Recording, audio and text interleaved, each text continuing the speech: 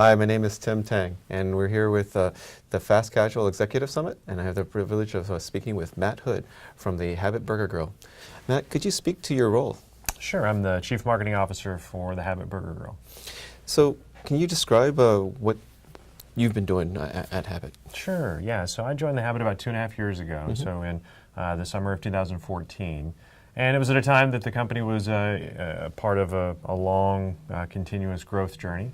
And I've been a part of the team that's sort of helped manage that growth, both from that time period through our initial public offering, and then putting the systems and disciplines in place to continue building repeatable process and the disciplines around being a national brand as opposed to a really strong regional brand. There's been a fairly meaningful amount of growth that's gone on with Habit recently. How has that affected your approach to marketing? Yeah, it's been the same approach. We have a very guest-centric, inside the four walls approach to our marketing, and so we really focus on how we engage with the guest at a local level. Okay. And so even at a national scale, the focus is on that local level. And as we gain some scale, we get some economies, some media efficiencies, and some other benefits. But it really is how do we engage and connect in our local communities, and then finding ways to scale that either within a DMA, within a region, or ultimately across a national platform. When we talk about marketing at a local level, is it going to be a different experience then, depending on which restaurant I visit?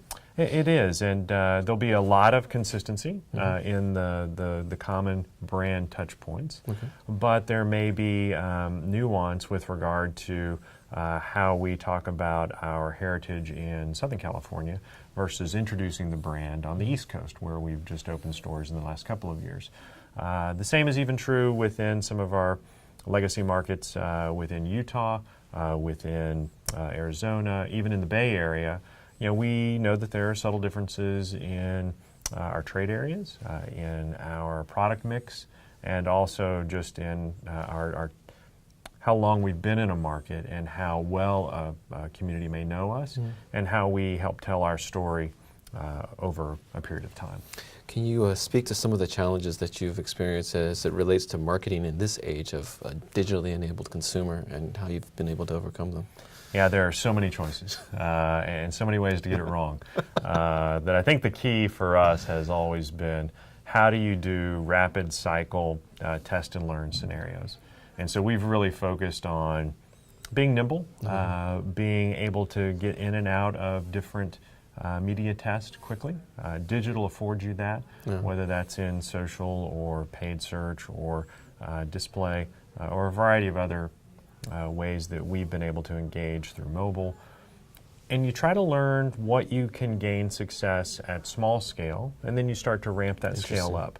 And so for us, it's been more about saying yes to more things as opposed to waiting or chasing the shiny object or doing that one thing that everybody else is doing, but really sort of doing a test and learn and being smart about how we deploy our capital. At the conference, there's been quite a bit of talking with regards to the role of the employee and in terms of defining the customer's experience. Can you speak to what Habit has been doing in terms of engaging with its employees? Yeah, so we've really tried to focus on our team members from the very beginning. Well before I got involved with the Habit, our philosophy has always been that if we take care of our team members, they'll take care of our guests, and the rest will take care of itself. And so we actually, we talk a lot about, when we were going public, we were talking about the Habit difference. And one of the things that makes us a little bit different is that our managers, the largest part of their bonus program is how well they're developing their team.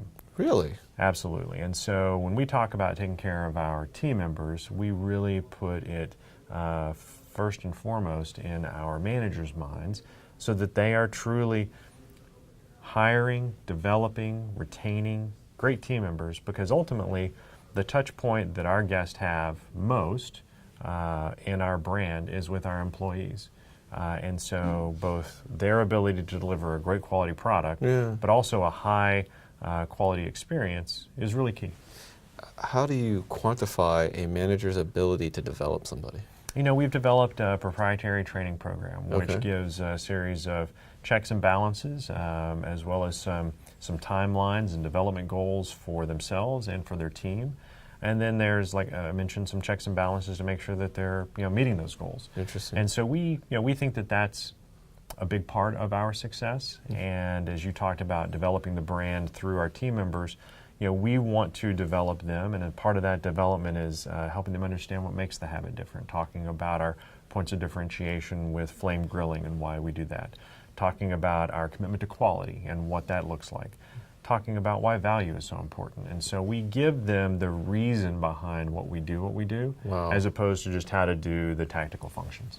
And you're able to scale this understanding of the business to the entire system? Yeah, so by developing this this platform, or this structure for doing that, we've been able to take that and not only roll it out in new markets and in new restaurants, but also we just opened our first couple of franchise units. Really? And so we've been able to bring the franchise groups into that same sort of mentality, philosophy, both on the selection process of who our franchise partners are going to be, but to help them understand how important it is in talent selection and development to continue the Habit brand. Can you speak to the challenges of, or the first steps into the franchise world? Yeah. That's not a small step. That's a fairly meaningful milestone. It is, and it's one that we're really proud to be a part of. We have 2 franchise groups that have restaurants open, both in Las Vegas and in the Seattle, Washington area. But we also have some non-traditional partnerships through Delaware North, through Sodexo, and so we're in Grand Canyon University, we're in the LAX airport, and a couple of other non-traditional areas like that. So making sure they understand what the Habit experience is all about is just as important for us and them and our guests as it is in one of our company restaurants. Even in an airport, in a non-traditional Even in a settings. non-traditional, we would bring those folks either into our stores or find ways to train and develop them and let them understand how we think, what our philosophies are, so that they could impart that to the team members that they hire. One of the things that I see that has also gotten a lot of airtime here at the conference is a discussion of the technology opportunities, whether it be in the customer's hand on mobile, as well as on the back office, or even in the restaurant. Can you describe what Habit has been doing as it relates to technology? Yeah, one of the biggest opportunities, I'll say, for the Habit is, we've been blessed with very busy restaurants, and I say that very appreciatively. And our restaurants are known for having lines out the door. And so one of the things that we did is we looked at ways to develop technology to help increase our throughput. And so we've deployed a series of technology both in the kitchen display systems, handheld tablets for ordering out in the line to help break the line up and get the orders in quicker, as well as some technology in the kitchen that's allowing us to increase throughput. And so we've used technology to help deliver a better guest experience, to help get the fast back in fast casual. And on top of that, we've obviously followed along with the same objectives with regard to making sure we can support mobile ordering, that we can support phone orders. True but somewhat funny story, we did not answer our phones during lunch until about 4 or 5 years ago. Wow. We were so busy, we had the choice of, do I go answer the phone and upset everybody that's in line, or do I let it ring? And so one of the biggest small wins or big wins that we got with a small change was by answering the phones through a call center that we helped develop. And so that allows us to get the orders in, get them into the kitchen, get those orders processed, and still take care of the guest in line without having to bring additional staff into the restaurant. So the staff in the restaurant still is not answering the phones, Correct. but the phones are being answered, Correct. and that opportunity is still being maintained. Correct. As you have thought about your customer today, what kind of changes in terms of expectations have you noticed?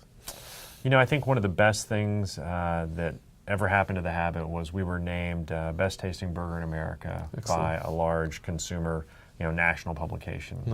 Over 90,000 people surveyed.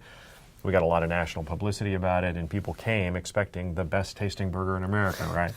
And so we have... Bar's not set. Exactly. So we have a high bar to live up to, and it goes back to the training I was talking about. Our team members understand that that's a perception that we want to live up to. And so your question about, how do we see the evolution of our guests, they certainly expect more. I think as we've built a reputation, there's an understanding that we have a high quality burger.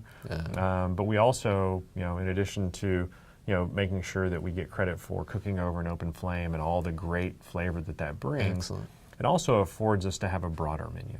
And so guests have really come to appreciate the Habit for the other part of our menu, both in sandwiches and salads, which account for over 50% of sales.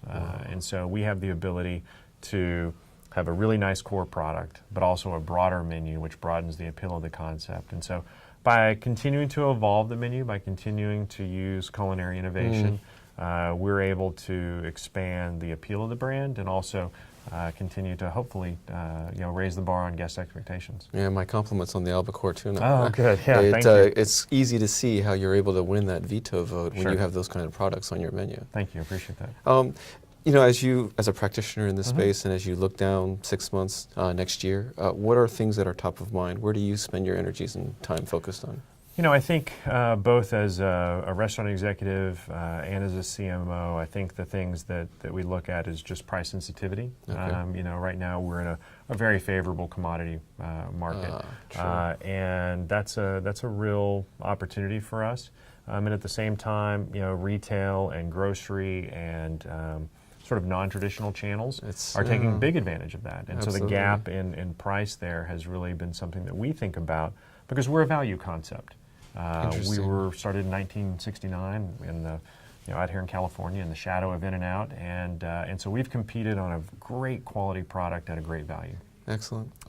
And as we think about the wage pressures that are coming, Right.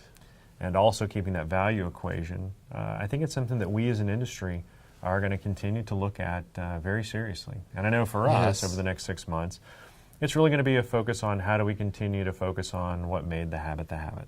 Great quality, great value, continued innovation, continued differentiation. And I think if we can do those things, we'll be able to continue our track record of success, and that's what really is what we're focused on.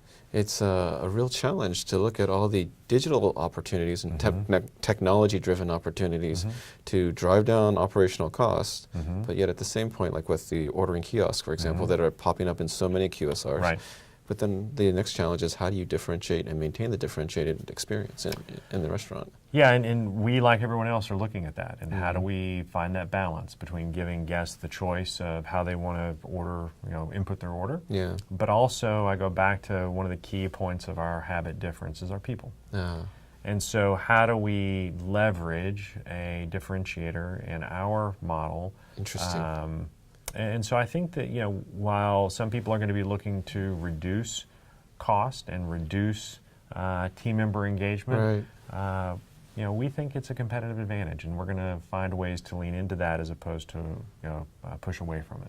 Interesting. That really kind of sets up the employees to be that next front line for where restaurants kind of compete with each other in terms of creating that customer we believe experience. so. Yeah, we really do. Well, thank you very much for your time. No, Appreciate it's my pleasure. Absolutely. We've been speaking with Matt Hood at the Habit Burger Grill, and we're coming to you from the Fast Casual Executive Summit 2016.